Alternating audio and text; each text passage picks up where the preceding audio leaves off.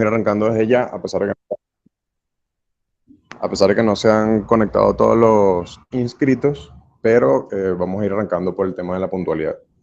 Elías Tovar es licenciado en Estudios Políticos de la Universidad de Carabobo, tiene estudios en Marketing Político y Defensa de los Derechos Humanos, es egresado de la 10ª Corte de Liera, el módulo de Políticas Públicas, estuvo a cargo del proyecto Carabobo Futuro, Ciudadanos por Agendas de Reformas, que es un compendio de políticas públicas para el desarrollo de la región, y adicionalmente coordina 20 Joven Carabobo.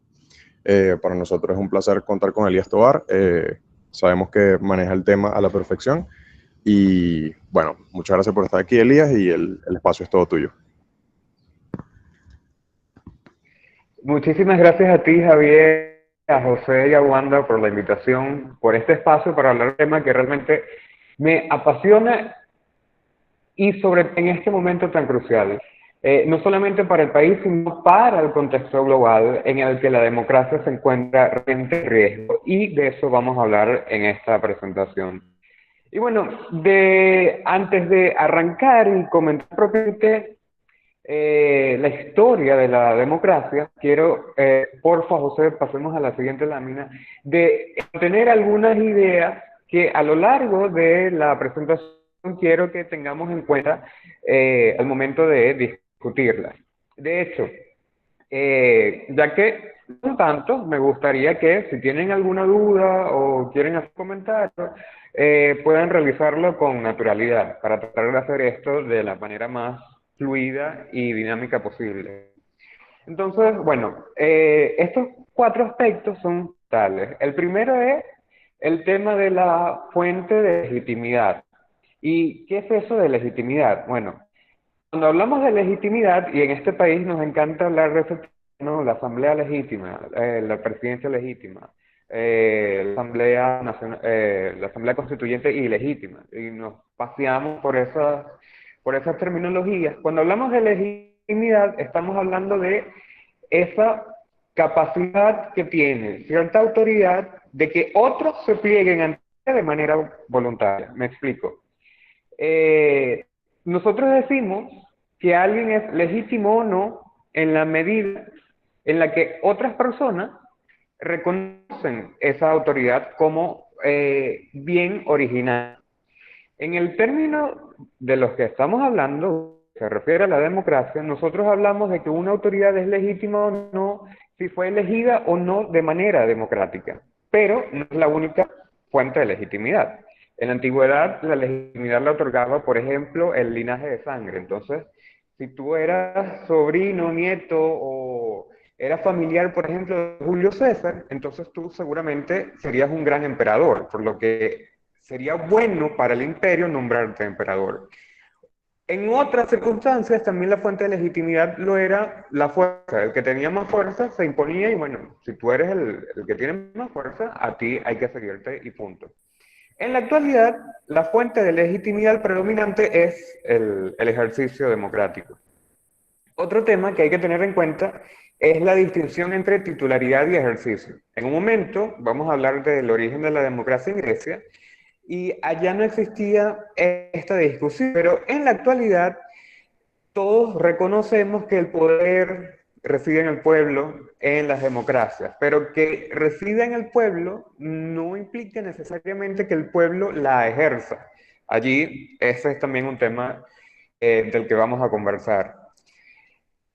El tercer punto, que es democratizar la democracia, me refiero a que existe la democracia en él. Existe la democracia como hechos o realidades, como instrumentos, como herramientas para gestionar el conflicto, y existe la democracia como un ideal a alzar. Esto es fundamental porque las democracias necesitan actualizarse con el tiempo, y ya lo vamos a ver, pero todos los temas políticos necesitan irse adaptando a las necesidades de la población y de los nuevos tiempos, e ir incorporando también herramientas de los nuevos tiempos. Hoy, por ejemplo, hablamos de gobierno abierto, gobierno electrónico, y eso está excelente para fortalecer la democracia, para democratizar la democracia. Pero eso no es algo que siempre ha estado allí. En otras épocas, eso quizás hubiese sonado como como magia, ¿no? Como algo esotérico. Y el último punto son los límites al poder del pueblo, porque en las democracias decimos el pueblo tiene, el demos es pueblo, kratos es poder, el poder del pueblo. Pero, ¿para qué tiene poder el pueblo? ¿Y de qué manera debe ejercerlo? Bueno, esa es toda una discusión de la que podemos ir conversando a lo largo. La próxima, José, porfa.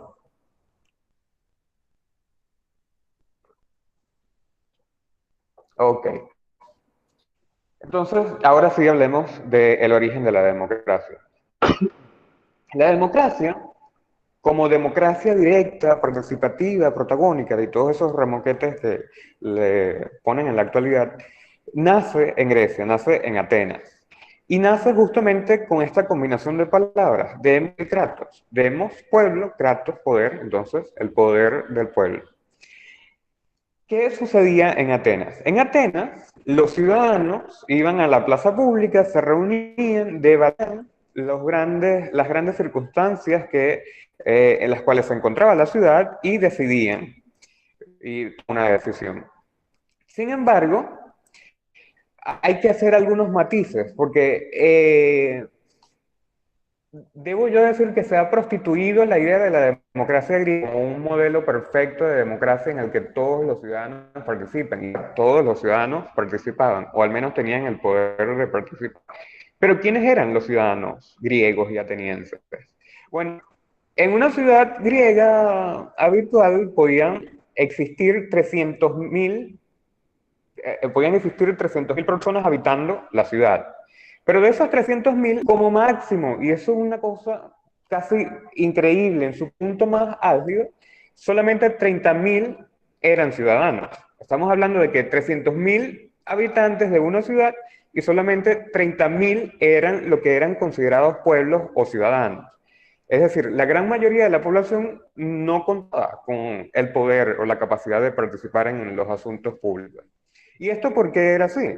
Bueno, básicamente quienes eran sanos eran quienes tenían más dinero, quienes tenían esclavos, porque en aquella época se consideraba que la gente podía nacer libre por naturaleza o podía nacer esclava por naturaleza. Entonces, claro, es muy cómodo tener muchos esclavos que hagan todo lo que tú tienes que hacer y tú dedicarte a otros asuntos como el futuro de la ciudad. Y desde luego tampoco se incluían a las mujeres y mucho menos a gente que venía de afuera, por más años que hubiesen pasado. Además de que no todo el mundo era ciudadano, existía algo que se llamaba el bulé, el Consejo de los 500, que si bien la gente ponía en esta asamblea ciudadana, un término que utilizamos mucho en la actualidad, para decidir, al final era otro grupo de personas, estas 500 personas, quienes ejecutaban esas decisiones, que por lo general eran sorteados entre los miembros de la ciudad, entre los miembros del pueblo. Y otro elemento acá importante es que las grandes decisiones acá se tomaban la mayoría de las veces como se eligen actualmente a las reinas de carnaval. Es decir, se debatía, se discutían las sesiones, pero al final, bueno, tenemos que tomar una decisión. Entonces, ¿qué se hacía? Bueno, por aclamación. Entonces la gente hacía bulla, una pita, tal, y la posición que tuviera más bulla, que tuviera más gente de su lado, que hiciera más ruido, esa era la posición que ganaba. En algunas pocas circunstancias se hacía una especie de referéndum donde los griegos tomaban una piedra blanca para votar que o una piedra negra para votar que no. Pero eso era una cosa muy civilizada para la época y ocurría muy pocas veces. José, la siguiente.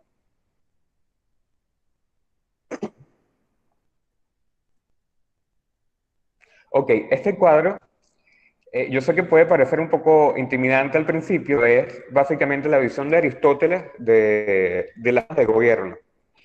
Para Aristóteles existían tres formas principales de gobierno. Cuando gobernaba una sola persona, esa forma de gobierno era la monarquía. Cuando gobernaban pocas personas, esa forma de gobierno era aristocracia. Y cuando gobernaban muchas personas, esa forma de gobierno era la politeia.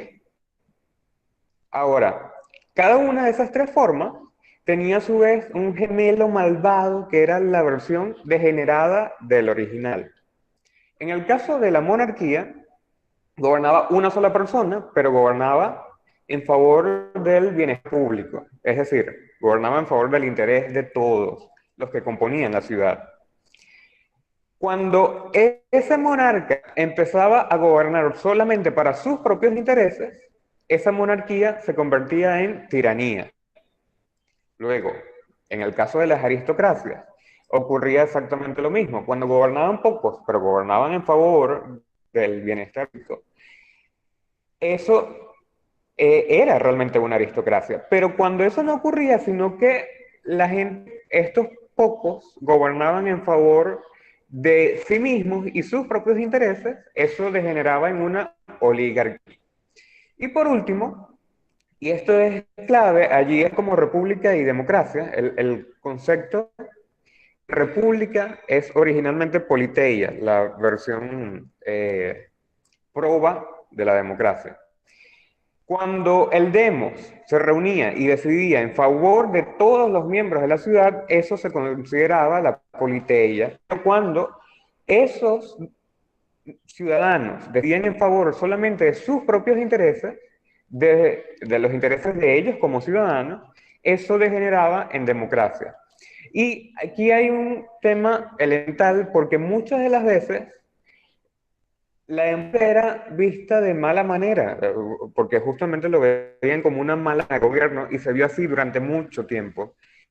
Porque por lo general la democracia, donde esta gente gobernaba, mucha gente gobernaba para sus propios intereses, terminaba en desorden y anarquía. Entonces el desorden y la anarquía tenían o tendían a que al final apareciera alguien, apareciera un caudillo que se impusiera por la fuerza e instalara una tiranía, que es el peor de los sistemas políticos concebidos por Aristóteles.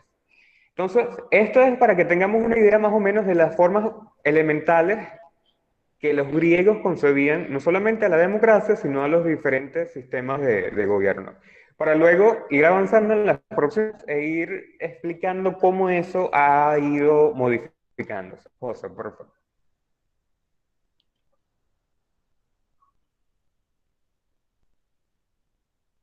Okay. Estas son otras nociones que anteceden a la existencia de la democracia.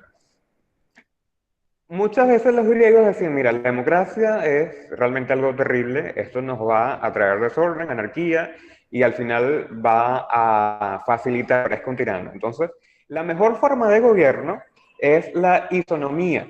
¿Y a qué se refieren los griegos con la isonomía? Isonomía se refiere a igualdad ante la ley, el gobierno de la ley por encima de todos los ciudadanos. Y esto es fundamental porque en la actualidad nosotros hablamos de Estado de Derecho y no existe en la actualidad una democracia en la que no haya Estado de Derecho.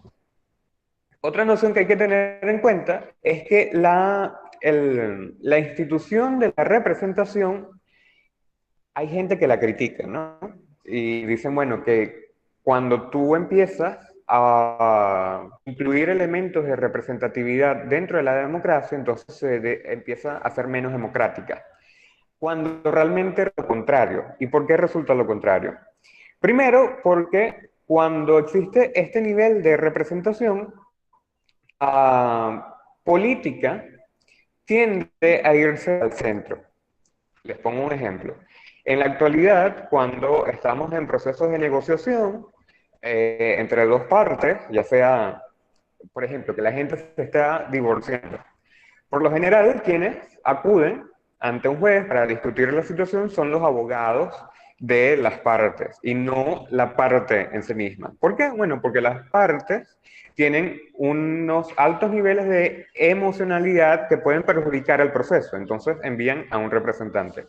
Lo mismo ocurre con empresas que están negociando, lo mismo ocurre con los procesos de diálogo que han existido. No, muy rara vez Les pongo un ejemplo cercano, el caso de Oslo, Barbados y tal.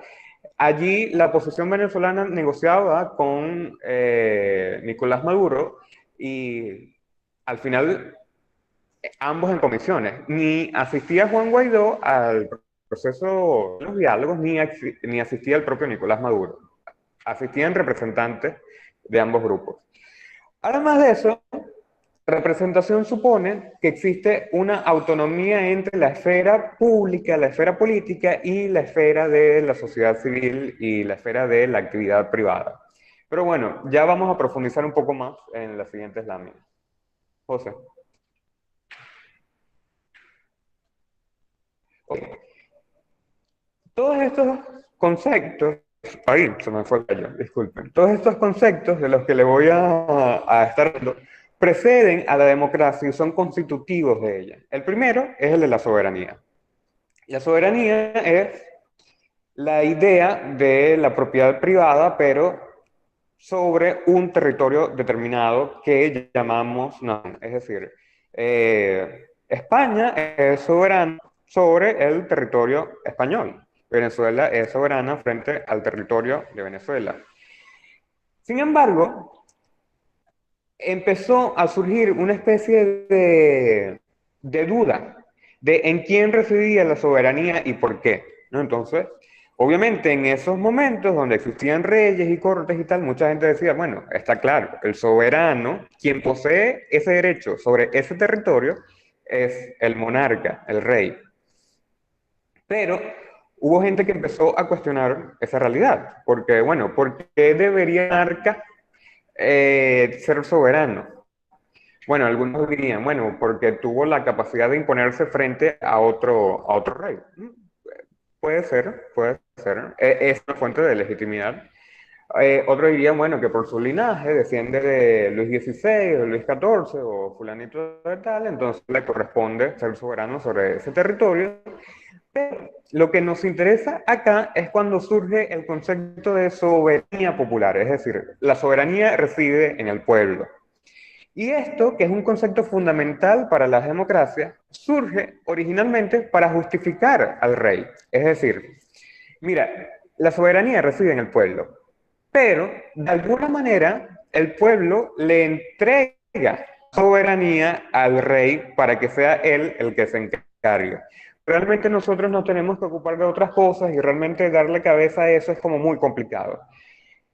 Recuerden los 4 puntos de los que vimos al principio, fuente de legitimidad, aquí empieza a surgir el germen de la legitimidad democrática, aún sin ejercicio democrático, y también el tema, la diferencia entre la titularidad, la soberanía reside en el pueblo, y ejercicio. La soberanía es ejercida por el monarca. Continuemos con la próxima.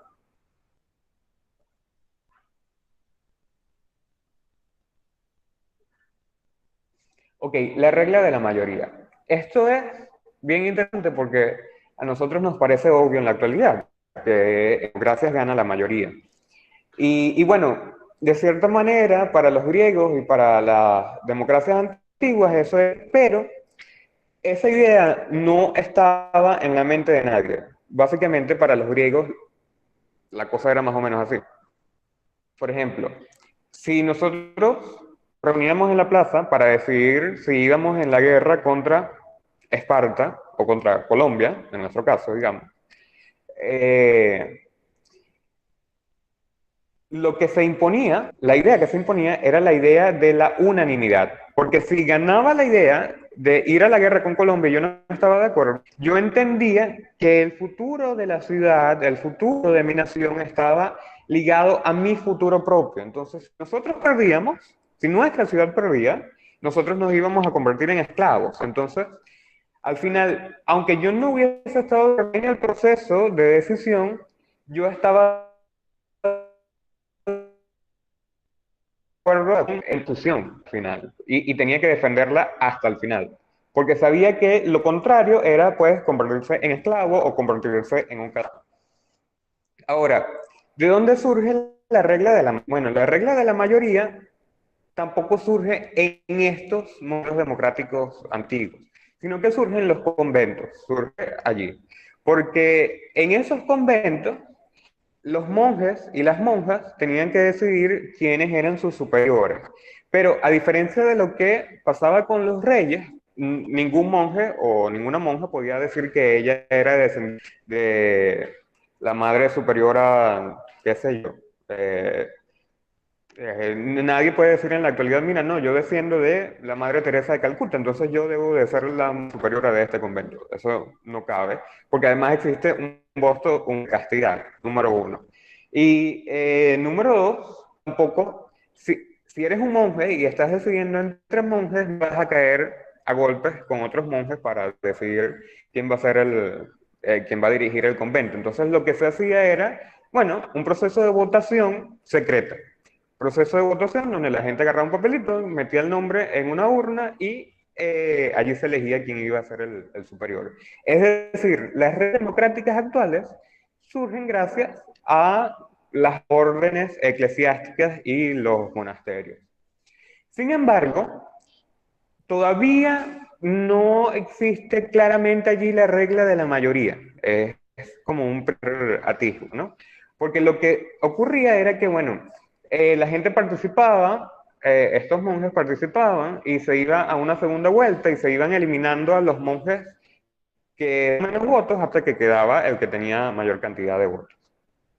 Continuamos, por favor, porque es con el liberalismo y con John Locke en particular que aparece por fin la idea de que el pluralismo, la divergencia, no constituye un drama ni una amenaza para la unidad del sistema político. Es decir, hasta el momento, si la ciudad, Atenas, decidía ir a la guerra, tú no estabas de acuerdo con ella, muy probablemente tú hubieses roto la unidad de la ciudad y hubiese sido un traidor. Pero John Locke vive una época en que católicos y protestantes se estaban matando así y él dice, ya va, un momento, esto no tiene por qué ser así. Podemos coexistir en tolerancia y bueno, el católico elige y va y elige a sus representantes y el protestante va y elige a los suyos. Y bueno, que sean ellos quienes convivan. Porque además, al tener representantes, lo que decía hace un momento, la política tiende a irse hacia el centro y estos polos de radicalidad se empiezan a distanciar. Se empiezan más bien a diluir más que a distanciar. Pero también con la democracia liberal, con Locke, con Montesquieu, con Benjamin Constant, John Stuart Mill, con ellos aparecen unas ideas interesantísimas. La idea del constitucionalismo, por ejemplo. La idea de una constitución es que en esa constitución se establezcan cuáles son las funciones de los gobernantes, cuáles son las funciones de los ciudadanos y cuáles son las funciones de los organismos intermedios, como el Parlamento y ese tipo de cosas. Pero además, con el liberalismo surge la idea de que todos nosotros tenemos unos derechos que son inalienables y que ningún poder puede ejercer una fuerza en contra de ellos. Ningún poder puede ejercer fuerza en contra de nuestra vida, en contra de nuestra libertad, ni en contra de la propiedad. Y además de eso, otros dos elementos vitales para la democracia moderna. Uno es el Estado de Derecho, justamente vinculado al constitucionalismo, es decir, no se puede, el poder no puede ejercerse más allá de lo que está establecido por escrito en esa norma.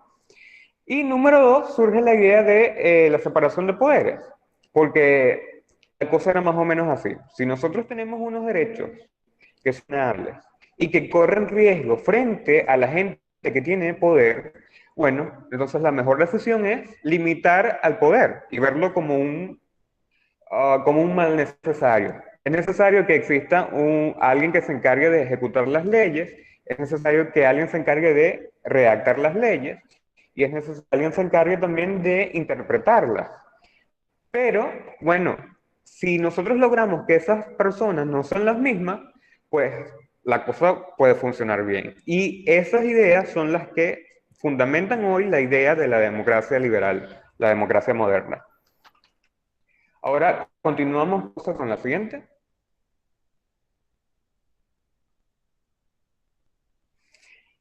No hay democracia sin partidos políticos. Aquí puse algunos partidos españoles para tratar de evitar un poco la discusión sobre nuestro propio sistema de partidos.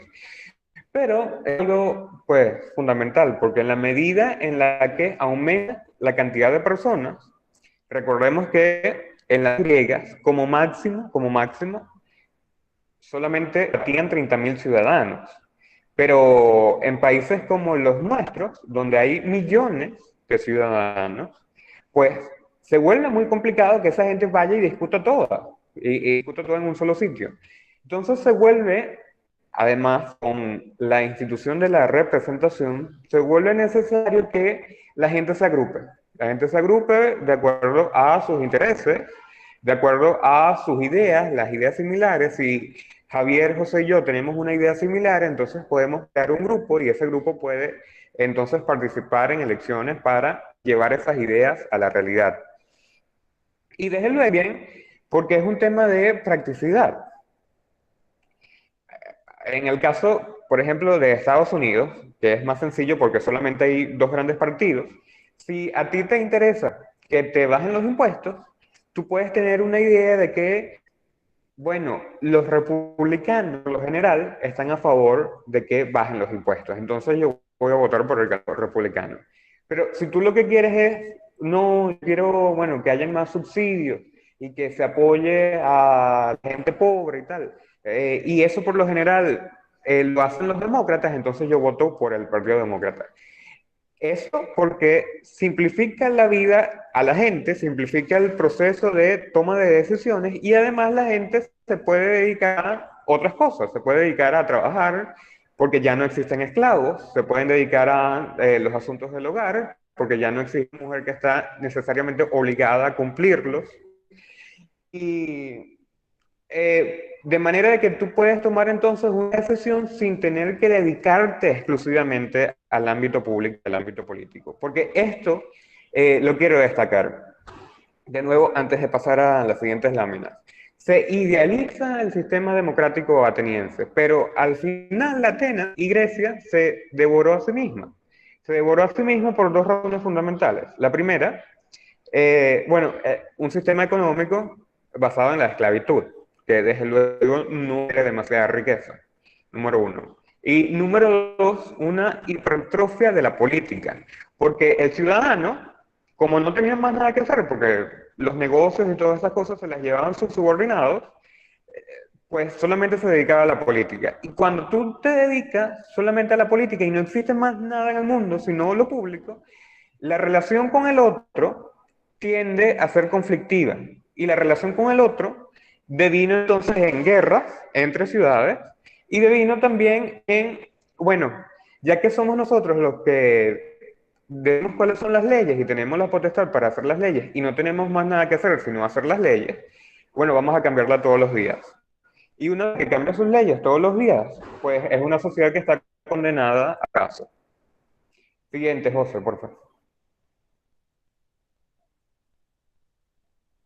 Ok. Y llegamos a la actualidad.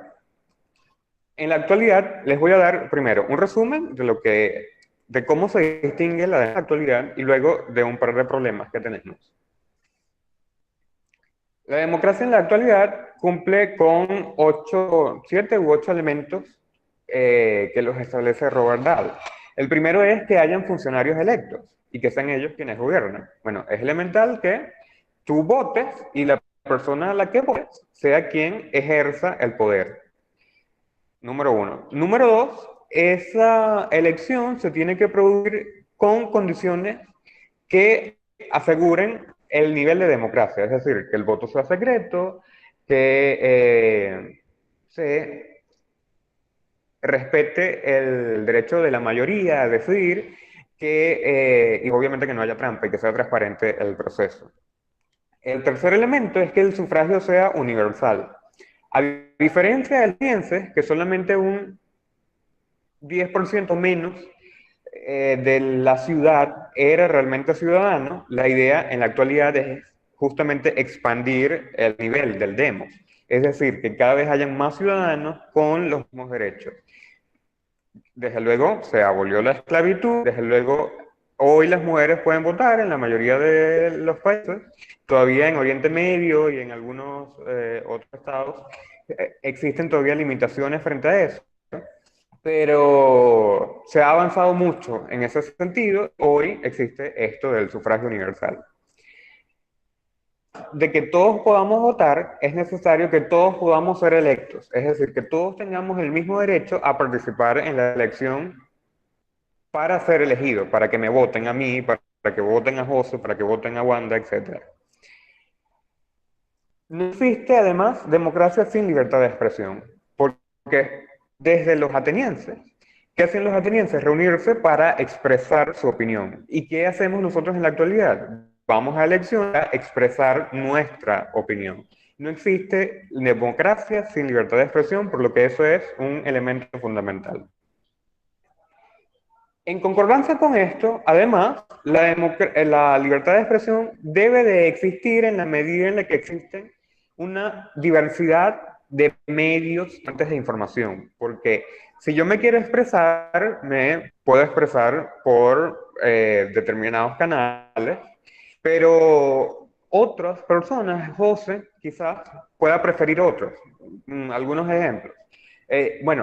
Nuestros ejemplos, ¿no? Durante mucho tiempo, quizás Venezuela no sea el mejor ejemplo, pero para visualizarlo está muy bien. Eh, la gente con el chavismo se informaba a través de BTV y la gente alineada con la oposición se informaba a través de Globovisión. La idea de que exista diversidad de fuentes de información para yo elegir a través de cuál informe es necesario también dentro de una democracia. Y desde luego la libertad de asociación. ¿Y qué es eso de libertad de asociación? Pues básicamente el derecho que tenemos a agruparnos y formar partidos políticos, formar ONGs, formar grupos de presión, formar colegios gremiales, entre otros. Ese es como el resumen de lo que es la democracia actual. Ahora, la democracia actual está sufriendo de algunos problemas. El Latinobarómetro, que es una encuesta que hacen en América Latina, demostró que el 60% de la población latinoamericana ya no cree en la democracia, a excepción de los venezolanos. Los venezolanos somos los únicos que queremos la democracia porque no la tenemos. Todos los demás que tienen democracia, ellos están decepcionados de sus sistemas. Y por si fuera poco, también el 60% de los europeos, que es la cuna de la democracia ateniense y de la democracia liberal, también están decepcionados de su sistema político. Pero por si eso no fuera suficiente, le pediré a José que nos muestre una tabla del Democracy Index para que vean cómo estamos en la actualidad. Por favor, José. La cosa es que en la actualidad la mayoría de los sistemas políticos en el mundo no son democracias, no son democracias. Y lo peor es que han ido cayendo el número de democracias que existen en el mundo. Es decir, si existieran pocas democracias, pero ese número viniera en aumento, bueno, uno puede decir, bueno, hay pocas democracias, la tendencia es que el mundo va democratizándose, excelente. El tema es que no, el tema es que vamos en la dirección contraria. Y allí tenemos justamente la tabla, gracias José. Apenas un 13.8% de los países del mundo son democracias plenas, mientras que un 55% de la población vive en regímenes autoritarios o en regímenes que son autoritarios, pero que instrumentalizan herramientas de la democracia para mantenerse. Es decir, dictaduras que, sin embargo, tienen procesos de elecciones, pero esas elecciones son justas, no cumplen con las condiciones elementales. Los funcionarios electos o no, pues eso es como una cuestión secundaria y se prorrogan además otras cosas. No existe pluralidad de fuentes de información, la libertad de expresión es penada, pero existen unas elecciones entre comillas. Entonces, eso es lo que The Economist llama los regímenes híbridos. Y bueno, ya con esto quiero dar paso justamente a la conversación. Al final, luego de que conversemos, les voy a mostrar unos videos sobre, bueno, otro tema, pero que está ligado con esto, de lo que también podemos discutir. Pero ya con esta información quiero abrir el espacio para que podamos conversar y bueno, ustedes den su opinión tanto de la charla como de este problema. ¿Por qué cada vez hay menos democracia y por qué existe decepción hacia ella?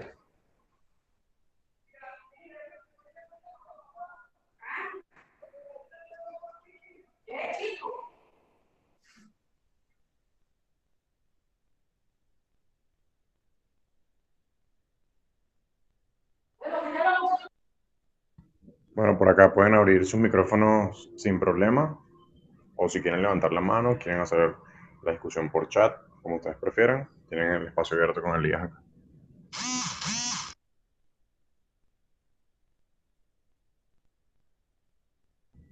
Ignacio levantó la mano. Ignacio, si quieres abrir tu Ajá, allí vi micrófono. que, exacto. Buenos días, excelente ponencia, Elías.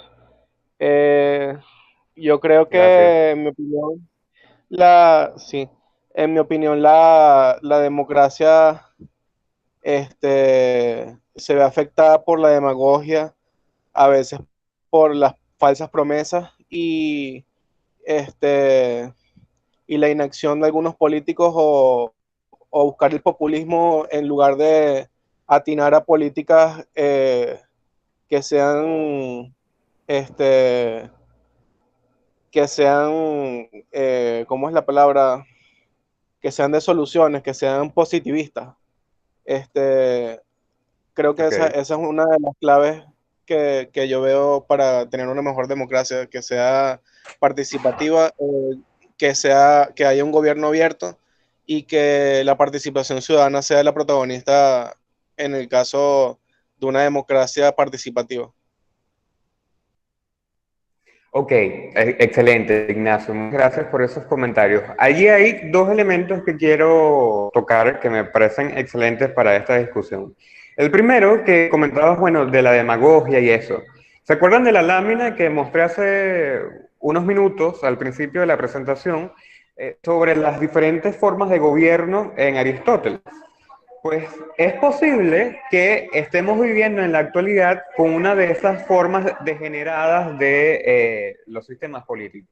Que que hemos pasado de una democracia liberal moderna, que es, digamos, lo que era una politeia para los griegos, a pasar a lo que para ellos era la democracia en un sentido estricto, que era la demagogia, que era el hecho del actuar ciudadano y político para beneficios egoístas en vez de beneficios de la sociedad. Esa era la visión de los griegos. Pero el otro elemento que tú tocas era el de la democracia participativa, y es allí donde yo tengo algunas diferencias con quienes promueven la idea de la democracia participativa, porque ciertamente el ciudadano tiene que verse implicado en el accionar político, pero tenemos que encontrar un punto de equilibrio entre ese accionar político ciudadano y que la gente pueda dedicarse a otros aspectos de su vida. Porque si le pedimos al ciudadano que ejerza demasiada ciudadanía, la cosa puede terminar como con los griegos y esto ser un desorden, todo anárquico. Bueno, algo así estamos viviendo, ¿no? Pero quizás sea eso también un elemento constitutivo de esta degeneración. Ahora, hay otro aspecto que a mí me gustaría destacar, que es que los autócratas en el mundo, la gente que no es demócrata, ellos reconocen que en la medida en que otros autócratas se vean fortalecidos, ellos mismos se ven fortalecidos. Es decir, digamos, pongamos un ejemplo, Putin. Putin, ese señor allá en Rusia, apoya, por ejemplo, a Marine Le Pen en Francia, y la apoya con plata y la apoya con propaganda, etcétera.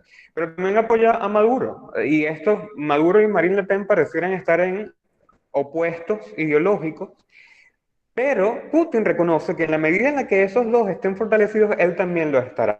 Lo que necesitamos los demócratas es entender que a medida en la que otros demócratas también estén fortalecidos, incluso aunque no comulguemos exactamente con las mismas ideas, la democracia puede democratizarse y la democracia reduciría, disculpen, el nivel de riesgo en el que se encuentra en la actualidad. Elías, te leo por acá unas preguntas que están llegando al chat. Horacio nos dice, excelente Elías, llegamos a este punto de repulsión o rechazo a la democracia por la idealización de la democracia como sistema perfecto. ¿Cuál es tu opinión al respecto? Ok, interesante eso. Bueno, allí hay varios elementos también. Quizás en una parte sí, porque hace un momento hablábamos de la distinción, y es lo que he mantenido a lo largo de esto, la distinción entre la democracia como ideal y la democracia como hechos. Y muchos de nuestros sistemas democráticos no se han ido actualizando a la misma velocidad a la que se moderniza las sociedades. Entonces van quedando como relegadas y empieza a haber una decepción quizás hacia el sistema. Pero además de que es muy cierto, también creo que hay otros elementos, que es, uno, el bienestar económico. En la medida en la que, y esto suena aquello de la pirámide de Maslow, ¿no? El tema, bueno, las necesidades básicas, las otras necesidades, hasta llegar a la autorrealización. Uno creería que en la medida en la que las necesidades básicas están satisfechas, la gente puede apuntar a otras cosas, a la autorrealización o, por ejemplo, a fortalecer el sistema democrático. Pero si el sistema democrático existe, pero las necesidades básicas no están siendo satisfechas, pues puede ser que la gente diga, me da igual el sistema arriba, lo que me importa es quién satisfaga mis necesidades de abajo. Entonces, ese puede ser también un elemento. Y el tercer elemento para mí es el tema de la cultura, de nuestra cultura. El hecho de que nosotros estemos viviendo en un periodo de no democracia, pues nos hace justamente apreciarla más. Pero cuando la gente ha vivido en sistemas democráticos durante mucho tiempo y cree que las cosas pues se van a mantener más o menos igual y que no van a cambiar mal, hablo por ejemplo en el caso de Estados Unidos, al final pues bueno, puedo votar por el Alexandria Ocasio-Cortez, porque bueno, es medio comunista y le gusta y defiende a Maduro y a ¿cómo se llama? Evo Morales y tal, pero bueno, eso no va a pasar aquí. Ese elemento es, para mí parecer el decisivo en todo este asunto.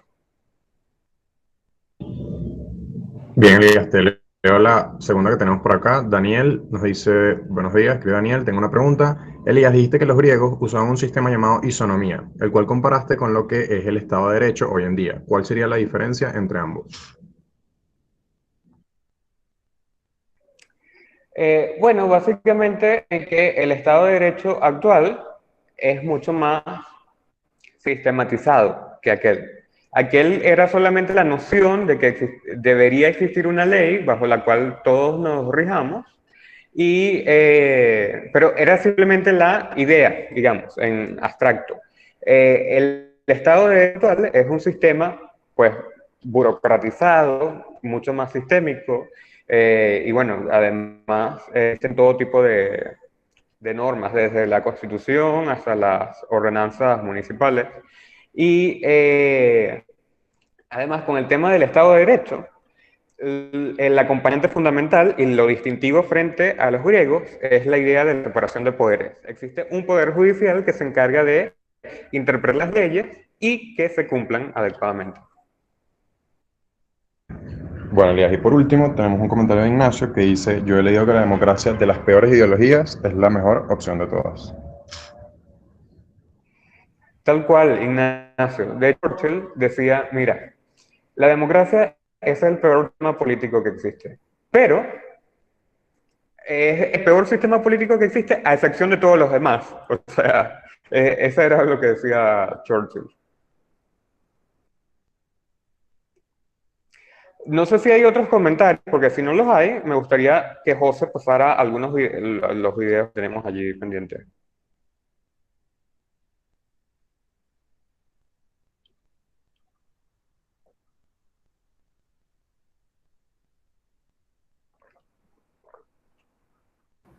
Ok, El ya primero, los José, proyectos. es el de... Ok, es el de Adolfo Suárez. Voy. Ajá, los pongo en contexto. Esta semana, el martes, fue 23 de febrero. Y el 23 de febrero se celebran, se conmemoran 40 años de un intento de golpe de Estado en España. Un intento de golpe de Estado que salió mal. Les voy a contar un poquito la historia para ponerlos en contexto antes de darle clic a los videos.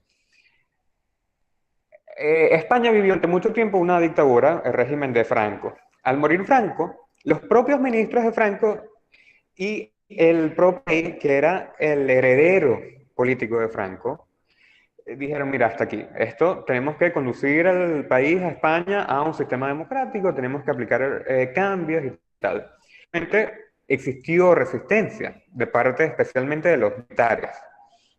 Y bueno, el 23 de febrero del 81, Adolfo Suárez, que era el presidente en ese momento, renuncia y decide que dentro del Parlamento, porque en la Constitución española, ya de la época democrática, establece que es el Parlamento que elige al presidente. Bueno, la cosa es que el 23 de febrero, la reunión del Parlamento para elegir a un nuevo gobierno. Y el 23 de febrero del 81 ocurrió esto.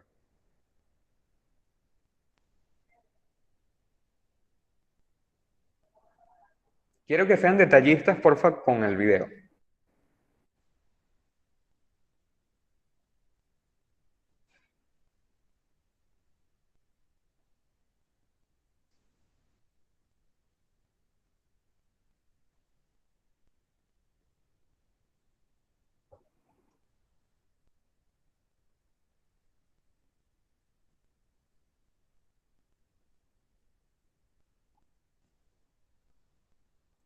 Ajá. Allí están reunidos los diputados y los miembros del gobierno, el Parlamento, y, a ver,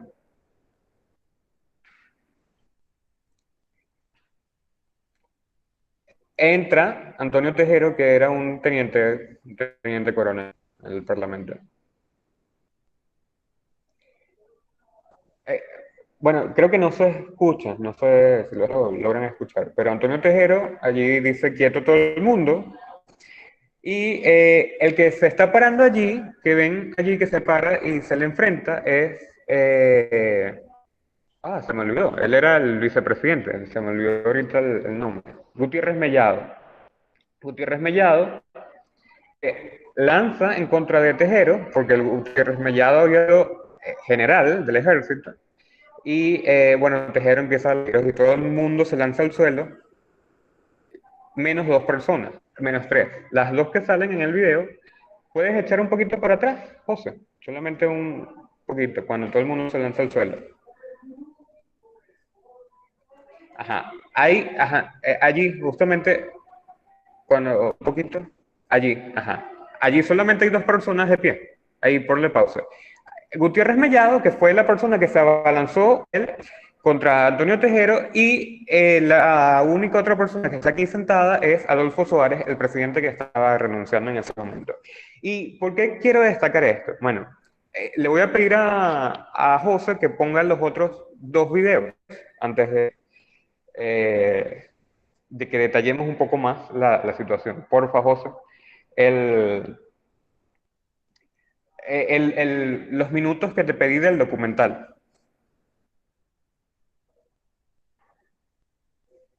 Este es, para ponerlo en contexto, un documental hecho a partir de lo que hizo El País de España, un medio de comunicación, durante el día en que se estaba dando el golpe.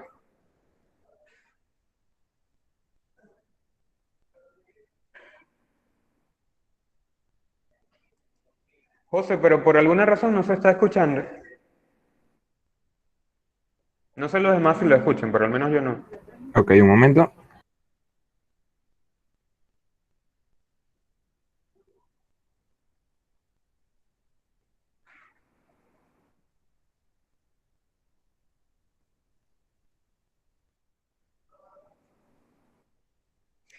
Lo que quiero que veamos en estos videos es que la democracia se salvó ese día. La democracia se salvó y se impuso frente al golpe.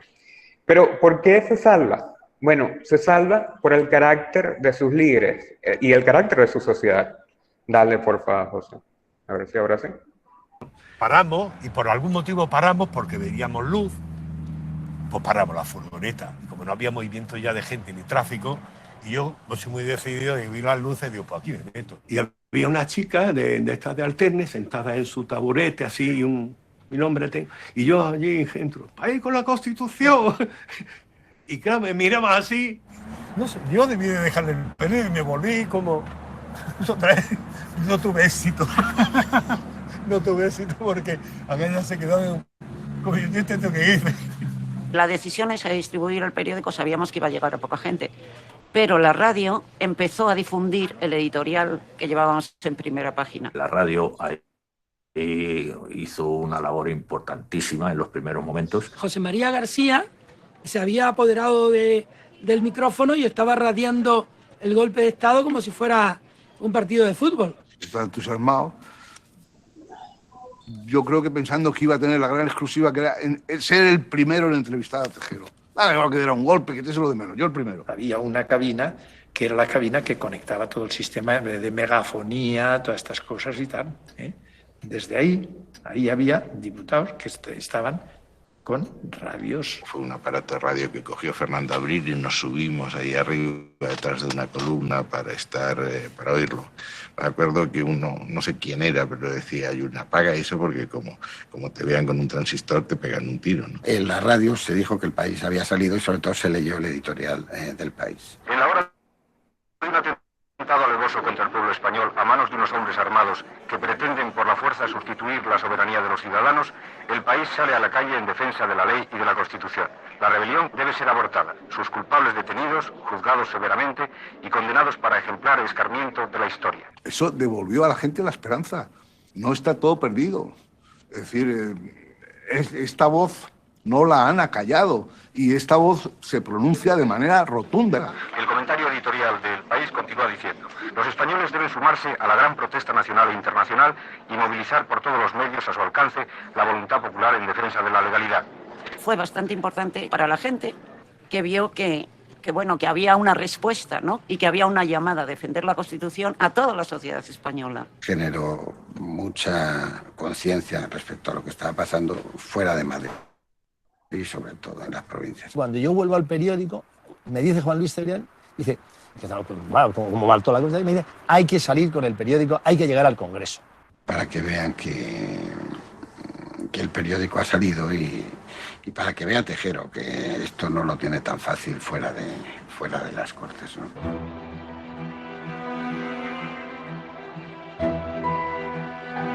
Yo creo que ya está allí, José. Ajá, y si quieres ponemos el otro, que es ya el del discurso del rey, y omitimos el último. Lo que comentaba hace un momento es que quiero que vean justamente cómo Adolfo Suárez y Gutiérrez Mellado dentro del Parlamento no cedieron, y cómo afuera del Parlamento el diario El País de España tampoco cedió, tampoco se plegó frente al golpe.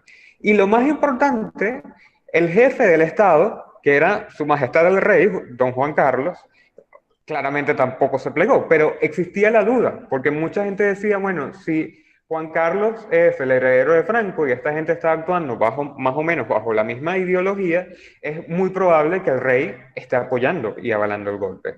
Pero el rey salió y dijo esto.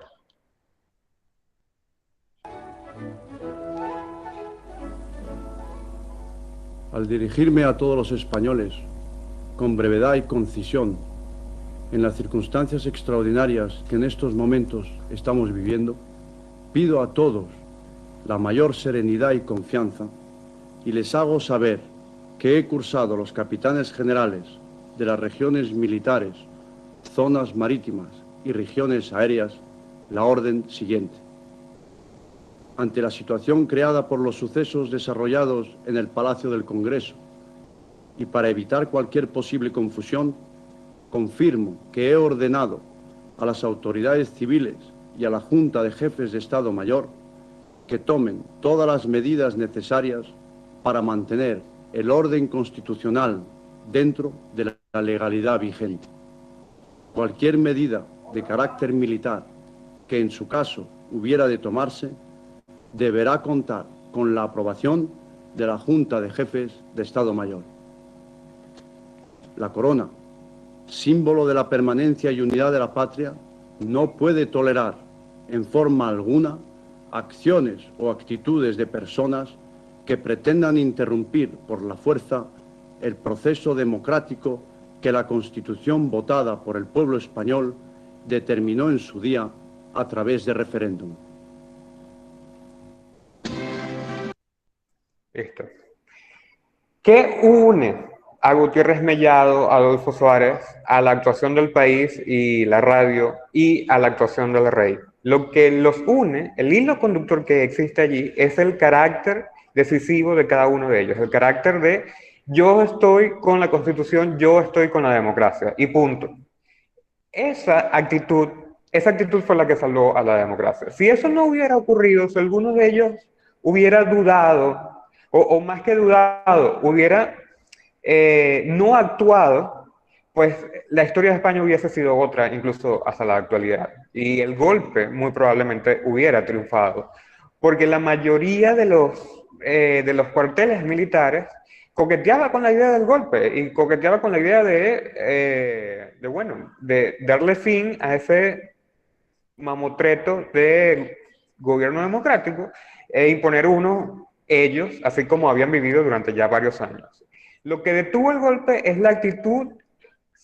A ver, ocurrieron muchas otras cosas, pero sin esta actitud del rey, de la prensa, de la sociedad española y de los altos representantes del gobierno español, pues nada de eso se hubiese acontecido y el golpe hubiera triunfado. Eso lo quiero dejar ya como reflexión y bueno, si existe algún otro comentario, lo podemos también atender en este momento.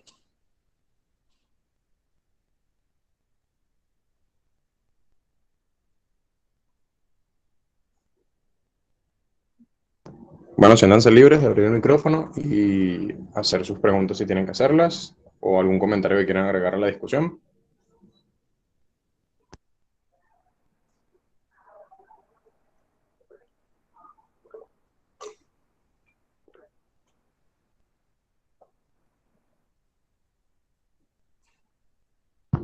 Bueno, Elías, si no tenemos más preguntas o más comentarios, creo que vamos a cerrar ya por acá.